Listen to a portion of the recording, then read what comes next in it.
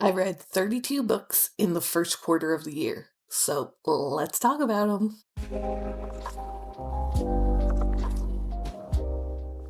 Hey book fans, welcome or welcome back to my channel. I'm Freak Angel and I read a bit. So, in the first 3 months of 2025, I read 32 books, which is pretty good. Like, I tend to read 8 to 10 books a month most months. So, this is on the little higher, but still, like, within the realm of normal. Really, what happened is I read a lot in January, and then February a bit less, and then March a bit less again. So, it is what it is. So I'm going to go through the books in the order that I read them. We're going to keep this real brief because 32 books is a lot of books, but when I actually look at it, it's not that bad. Very nearly half of this list is one series. Close to a quarter of it is another series, and honestly, there's another series on here that takes up nearly 10%. So, like, with 3 series, we're in the ballpark of like 80% of this list. So, honestly, 32 books is a lot, but we'll be able to go through it fairly quickly, I hope. Okay, so the first book I read this year, I really was hoping to have a 5 star because I started out last year with a really awesome book, Project Hail Mary. So I was hoping to start this year off strong as well with Ninth House by Leigh Bardugo.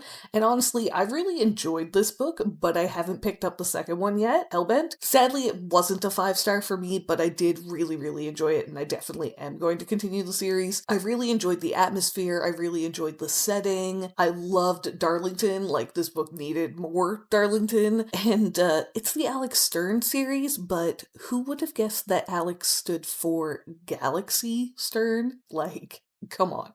Anyways, really good book. Definitely going to continue. Okay, so when I mentioned there were a couple of series that took up large chunks of what I read in the first quarter of this year, yeah, that series that took up like nearly a quarter of my reads. We started this series off in January as an audiobook listen, and I absolutely binged the series on audiobook. I'm sure it also reads great, but the audiobook experience is absolutely amazing. It's so funny, it's so entertaining, and that's Dungeon Crawler Carl by Matt Dinniman. I absolutely adore this series. All right. God damn it, Donut. Like, it's so funny. Princess Donut is a hysterical character. She just wants to chase clout all the time. Oh man. So, in the first book, Dungeon Crawler Carl, Carl had just broken up with his girlfriend, but she was like out of town at the time. And it's the middle of the night, and her cat jumps out the window because, of course, her cat jumps out the window when he's just trying to have a smoke, right? So he just runs out the door. It's the coldest night of the year. He runs out the door in like his boxers, his leather jacket, and his ex girlfriend's Crocs that are too small for him, chasing this cat. And then the world is flattened. Like, all Earth made structures, flat, gone. And then the survivors have the option to, like, try and survive on what remains of the world or go into the dungeon and do the dungeon crawl to, you know, survive. And this dungeon crawl is, of course, broadcast to aliens for their entertainment, because why wouldn't it be? That's the premise of Dungeon Crawler Carl. That's like the start of the book. And so much happens, but basically, let's just talk about Donut for a second, because Donut is a normal cat at the start of the book. But then as you descend into the dungeon, like, there are characters that change races, and, it's a whole dungeon crawling world. Anyways, Princess Donut can talk, and she is snarky and hilarious, and oh my god, it's so good. It's so good.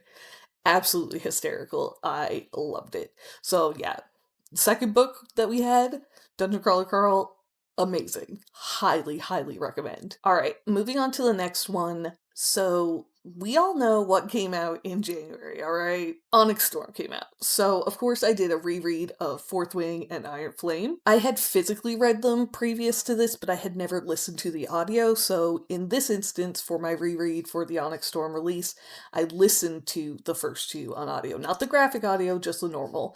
And I enjoy the Empyrean series, all right? But are these books life-changing, amazing, good, like well-written books? No, not really. But they are entertaining. They are very, very entertaining and bingeable and just like a fun time, which is crazy given how much like war and death goes on in these. But they are just a fun dragon filled time, you know, a little bit of romantasy. We've got like a shadow daddy, which I do love Satan, so like it's fine. It's fine.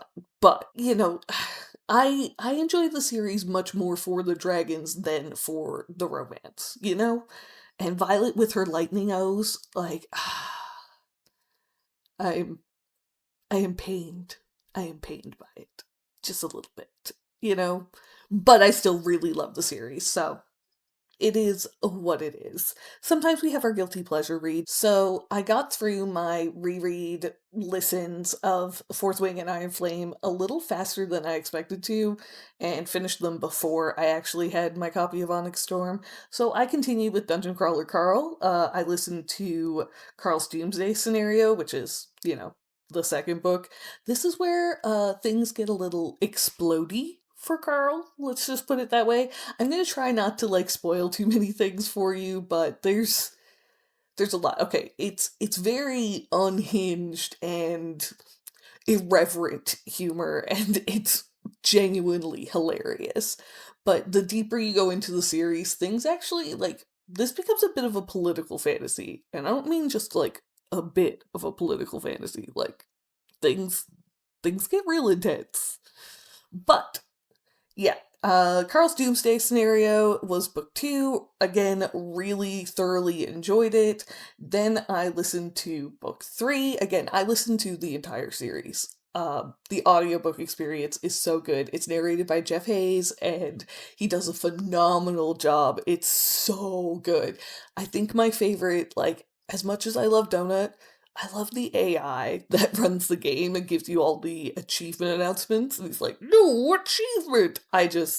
It cracked me up. Cracked me up. So yeah, book 3, the Dungeon Anarchist Cookbook. So the cookbook is an item that Carl receives, and it is a secret item that nobody else can know about, including Donut, including like their game master help guy. Oh, what's his name? Mordecai. Like, yeah, nobody can know he has the cookbook. And it plays a role as you go further into the series. Very much so. But please note that it is the Dungeon Anarchist's cookbook. That is very relevant for Carl. And then I continued binging this series. No joke. I listened to The Gate of the Feral Gods, and then book 5, The Butcher's Masquerade, and The Eye of the Bedlam Bride, Dungeon Crawler Carl, book 6, all before I finished Onyx Storm. Now, I had been physically reading Onyx Storm like during a couple of those Dungeon Crawler Carl books. So yeah, while I was binging Dungeon Crawler Carl so hard on audio because it was absolutely amazing, like absolutely mind-blowing. It was so good, like so good. I was physically reading Onyx Storm. So I finished that in January as well, and a lot of people were really disappointed with the third entry in the Empyrean series, and I get where they're coming from, but I didn't mind it that much. I found the first half harder to get through than the second half. Honestly, the first half was a lot of frustrating relationship dynamics, which is a little bit annoying at this point in the series because most of book 2 was frustrating relationship dynamics, and a large chunk of book 1 was not so much frustrating relationship dynamics as it was their frustration with their impending relationship, because it was like, oh, we can't be together, we're enemies, blah blah blah blah blah, you know? So, but then the second half of the book, things got a lot more interesting, but the second half of the book was also where we got a lot more of the action, a lot more of the battles, a lot more of the chaos, and a lot more of the things with long-term repercussions. And the ending was nuts. I mean, Rebecca Yarros does give us a pretty wild ending in each of these books so far. So, wanting something a little different, a little palate cleanse after my dungeon crawling and dragon fighting, you know, fantasy adventures, I listened to Lights Out by Navessa Allen. This is a dark romance. It's like a stalker romance, but it's consensual stalking almost, kinda. I don't know. He's basically like online famous masked thirst trap guy, and she had posted like on his posts like, "Oh, I'd love for him to break into my house," or something like that, you know what I mean? But besides having posted on his post, because like he's super famous, he hadn't noticed her post before, she had been in a friends with benefits, minus the friends, an all benefits kind of situation with his roommate previously, but they hadn't hooked up in like a couple months. So she sent him a message, like basically like, hey, want to hook up kind of thing, but with it she included like a screenshot of one of the mask guys things being like, and would you be interested in wearing something like this kind of deal. And the guy was like, I'm actually seeing someone. I thought we were done because it had been a couple months, and also I wouldn't be interested in anything like that. Totally normal, totally reasonable response. But he also showed his roommate, who was the masked guy. Yeah. So he remembered her and had thought she was attractive, and then, ended up finding her comments on his post, and then the stalking thing begins, leading to their whole ridiculous relationship. Listen. I was entertained, all right? But I think I had more fun making fun of this book than I actually had reading this book.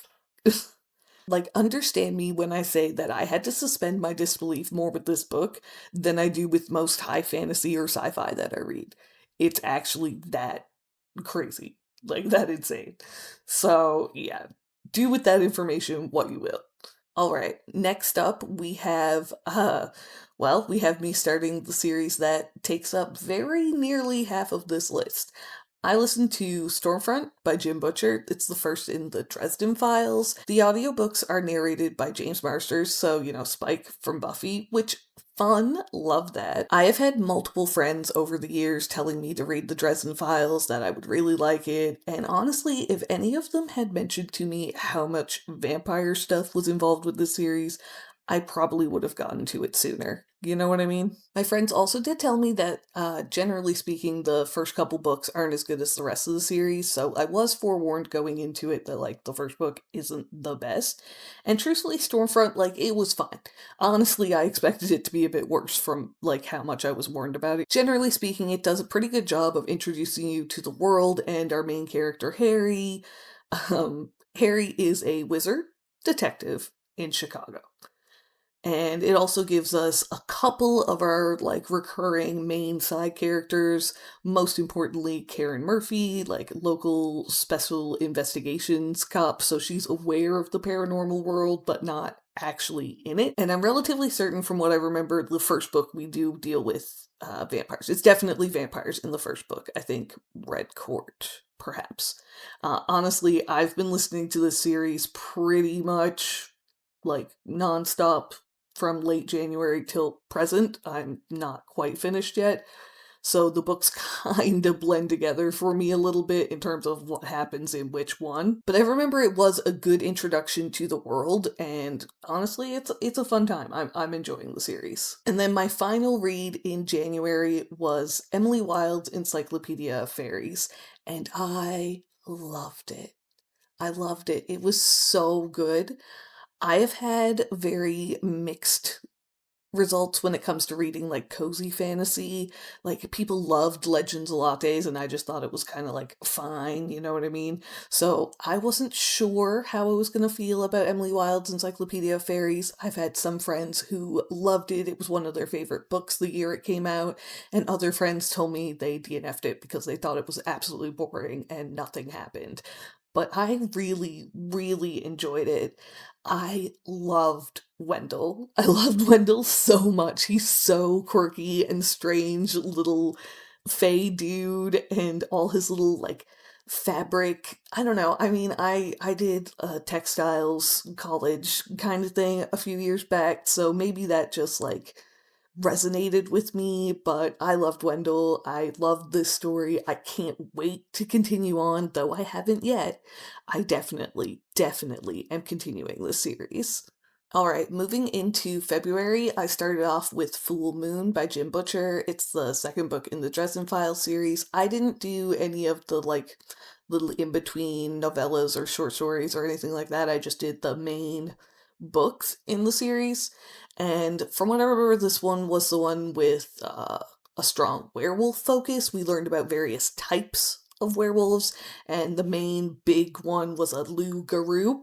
It was a fun time. I like vampires more than werewolves personally, though I do really enjoy werewolves. So yeah, again, fun time, fun time. Next up, in the spirit of Valentine's Day, because it was February, I read From Luke Off with Love by Mariana Zapata.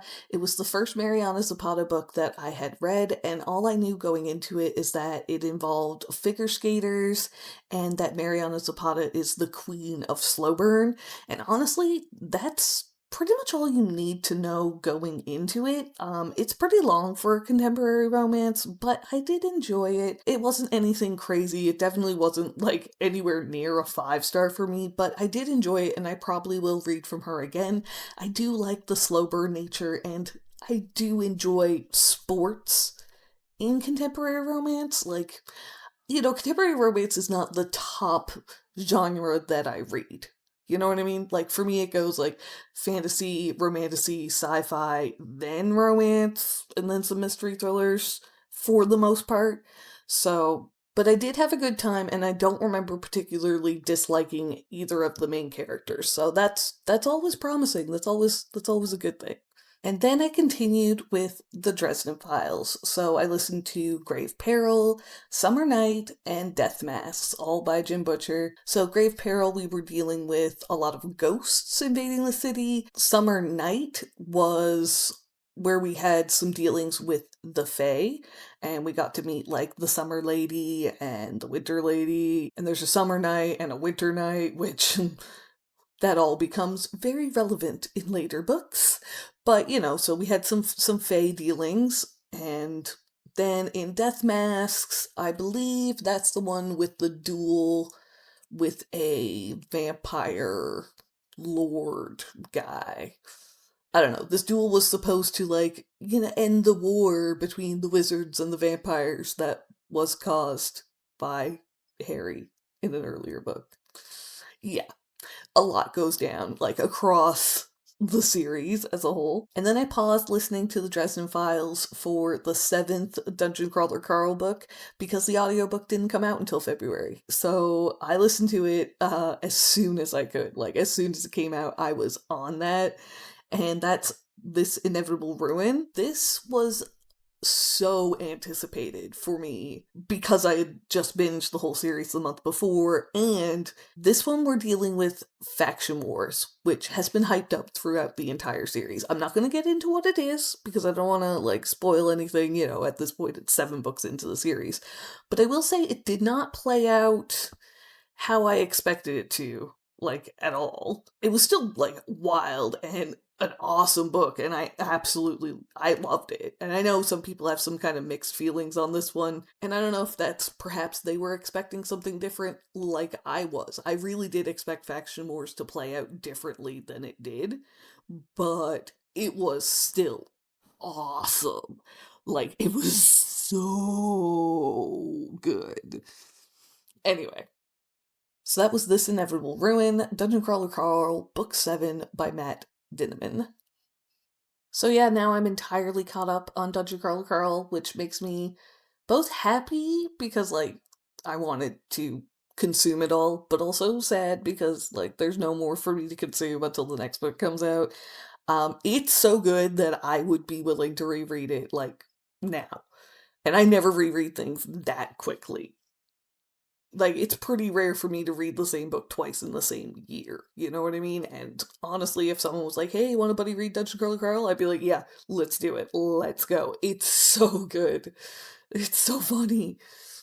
So now that I'm caught up on Dungeon Crawler Carl, I went right back into the Dresden Files. I listened to Blood Rights and Deadbeat, So in Blood Rights, we actually find out a pretty big familial revelation for Harry. Let's just put it that way. And it involves one of our side characters that is among like my top 5 favorite side characters. Maybe even top 3. Yeah. So some of my favorite side characters, like we're not going to put them in any order because I don't want you to know whose family, but obviously Karen Murphy. I love Thomas Wraith. I love Michael Carpenter. Michael Carpenter is amazing. Obviously Molly Carpenter, and for a fifth one, let's go Waldo Butters. Yeah, those are some of my favorite side characters from the Dresden Files, just as a side note. So Blood Rights, we find out some family stuff, and it's awesome. It's awesome. And then Deadbeat, that one, I'm pretty sure was the one that we dealt with necromancers. Yeah, I mean, remember, he's like the only wizard detective, you know? He's in the phone book. So while I was like continuing listening to the Dresden Files, I was reading Assassin's Apprentice. It's the first book in The Realm of the Elderlings by Robin Hobb, so it's the first book in the Farseer trilogy, and I loved it. Loved it. I need to know more about Fitz. I need to follow more of his life, and I absolutely am going to be continuing the series. Fitz is the bastard son of Prince Chivalry, and we follow his life from, nothing to, well, as the title says, the Assassin's Apprentice. And that was a good one for me because that was on my 25 and 25, so, it's nice that we got a couple of those in the earlier months of the year, though not enough. Then I read Scythe and Sparrow by Bryn Weaver. This is the third and final book in the Ruinous Love trilogy, starting with Butcher and Blackbird, then Leather and Lark, and finally this one, Scythe and Sparrow. It was a new release this year, and honestly, I've enjoyed the whole trilogy. They're like dark, romantic comedies where they're all like interconnected standalones. Essentially, each book follows the romance of one of the 3 brothers in this family. Each one of them is kind of just like serial killers need love too, you know what I mean? So it's serial killers falling in love with other serial killers to an extent. This one, our main girl, Rose, is a motorcycle stunt driver in a circus, and our main guy, Fionn, is a doctor, and it's their story. And honestly, it was fun. None of these books were like 5-star amazing to me, but all of them were fun, goofy, good time. Honestly, like this kind of dark romance is probably my preferred type. You know what I mean? Where it's kind of like not that serious, I mean, it's books. It's not that serious sometimes. And then I finished out February with another Dresden Files book, Proven Guilty by Jim Butcher. This is the one with Molly. This is where Harry's longtime friend Michael Carpenter, Knight of the Cross, his daughter Molly Carpenter gets tangled up with some supernatural issues, some problems.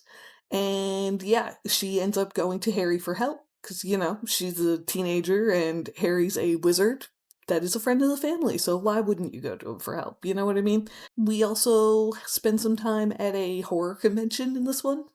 Yeah, fun times, fun times. All right, then moving into March, I continued in the Dresden Files, of course. So I listened to White Knight by Jim Butcher. This one, I remember I really liked this one. I rated this one fairly highly. This one, some like minor talents in the like magical community have gone missing or got murdered or something, and someone very close to Harry is the main suspect.